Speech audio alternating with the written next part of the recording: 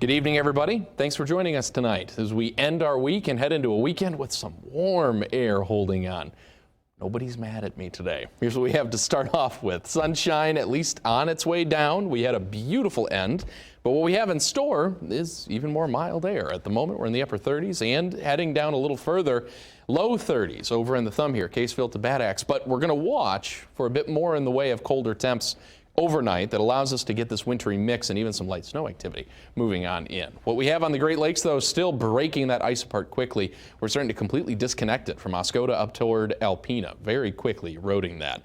The Saginaw Bay, it's getting thinner. We're starting to break it on the outer portion and making good progress. Now, overnight, we get this wintry mix that'll move through. And areas down to the south, honestly, get a little more rainfall than that. What we do get for snowfall on the ground is all well under an inch. We're talking a couple tenths of an inch, just enough for a little bit of slush on the ground, potentially a little heavier up to the north. We're talking more than a couple tenths, a few tenths of an inch. Half an inch, I would say max, because it's wet, it melts, we have a lot of mild air.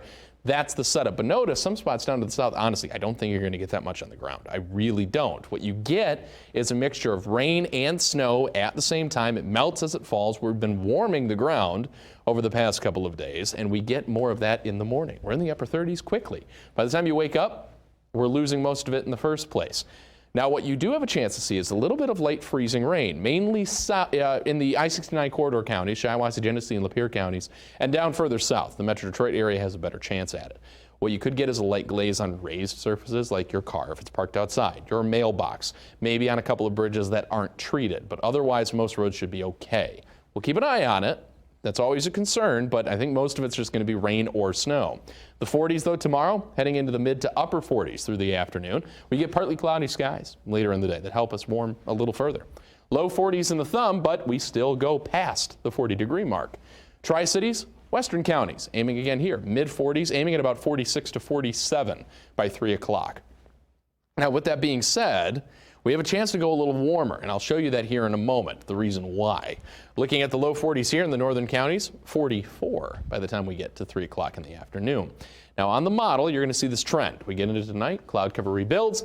We get that mix going into the morning. The pink highlight is where we could get a little bit of that freezing drizzle trying to move through, but you'll notice there's not a lot of it. It's either rain or snow, one or the other. Snow moves through. We get that inch or less of slushy snowfall on the ground. It's gone by the time we get to about 7 a.m., and we're left with some cloud cover. Now, in the afternoon, you can see some clouds there, but you also see the breaking.